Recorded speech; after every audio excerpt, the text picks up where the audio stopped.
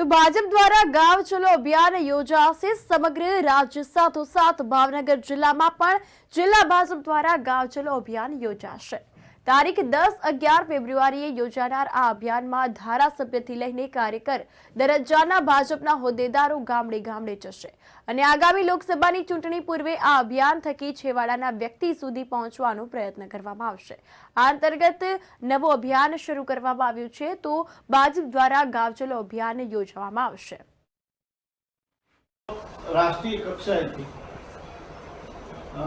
હમણાં અમારી રાષ્ટ્રીય કાર્યકારી થઈ આપણા આદરણીય વડાપ્રધાન શ્રીનું સૂચન હતું કે કંઈક એવો કાર્યક્રમ થાય કે આપણે લોકો સુધી જવું છે, તો લોકો સુધી કેવી રીતે જઈ શકાય એને કાર્યક્રમ ગોઠવાય, એનું આયોજન થાય। તો રાષ્ટ્રીય પાર્ટી દ્વારા ગાંવ ચલો અભિયાનના કાર્યક્રમનું આયોજન કર્યું છે। પ્રથમ રાષ્ટ્રીય કક્ષાએ આની કાર્યશાળા થઈ એટલે તમે આમાં કેવી રીતે જશો, ગામમાં જશો તો શેની વાત કરશો, વિષય તમારો શું હશે, આ બધીની વિગતવાર બેઠકમાં ચર્ચા થઈ। પછીની પ્રદેશમાં કાર્યશાળા થઈ અને ત્રણેય લોકો પ્રદેશમાં બેઠકમાં ગયા હતા। પછીની આપણી જિલ્લા કક્ષાની પણ આની કાર્યશાળા આપણે કરી છે। અહીં 23-1 પ્રદેશમાં હતી, 27-1 અહીં આપણા સર્કિટ હાઉસ ભાવનગર આપણે કાર્યક્રમ કર્યો છે। અને પછી જે જિલ્લા કક્ષાએ ડિસ્ટ્રીબ્યુટ કરવાનો અમારો વિષય હતો, એમાં અમે જિલ્લા પંચાયત કાર્યશાળા થાય એવું આયોજન પાર્ટી દ્વારા સૂચન હતું। એટલે 40-40 આપણી જિલ્લા પંચાયત અને 6 નગરપાલિકા, 6 નગરપાલિકામાં એક જ દિવસે 3જી તારીખને 3 વાગે આખા જિલ્લામાં એક સાથે કાર્યશાળા કરી અને કેવી રીતે કાર્યકર્તા જશે, ત્યાં જઈ કાર્યકર્તાએ શું કામ કરવાનું છે, જે ગામમાં કાર્યકર્તા જશે એની વ્યવસ્થા કોણ ગોઠવશે એનું પણ આયોજન પાર્ટી દ્વારા થયું છે। જવાના છે એ પ્રવાસી કાર્યકર્તા છે અને વ્યવસ્થા જે સ્થાનિક કરવાના છે એને આપણે સંયોજક તરીકેનું નામ આપ્યું છે। એટલે એવા કાર્યકર્તા સ્થાનિક છે, સંયોજક છે અને જવાના છે પ્રવાસી જવાના છે। બધા જ બૂથોમાં કાર્યક્રમ થાય એવી પાર્ટીની અપેક્ષા છે।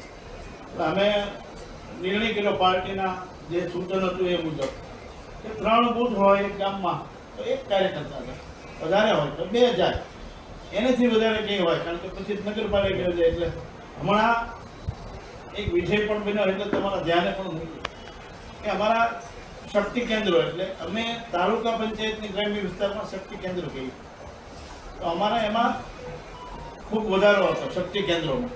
એટલે વધારો મીન્સ કે બૂથો ક્યાંક 9 આવે પણ પાર્ટી હમણાં એમાં સુધારો કરી શક્તિ કેન્દ્ર ઘટાડો કર્યો, એટલે વધી 5 શક્તિ કેન્દ્ર, એક શક્તિ કેન્દ્રમાં આવો સુધારો થઈ ગયો છે। એટલે મેં તમને પહેલો વિષય કીધો કે એક બૂથમાં 3 જણા તો વધીને 2 જણા, એટલે 5 બૂથ વધીને હોય એટલે 2 લોકો જાય।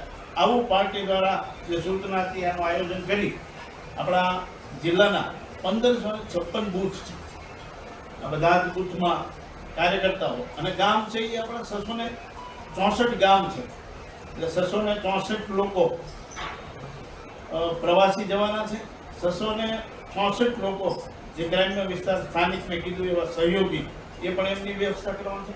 નગરપાલિકાના બૂથ આપણા 185 છે, તો નગરપાલિકામાં પાર્ટીનું અમને સૂચન એવું છે કે દરેક બૂથમાં કામ થાય।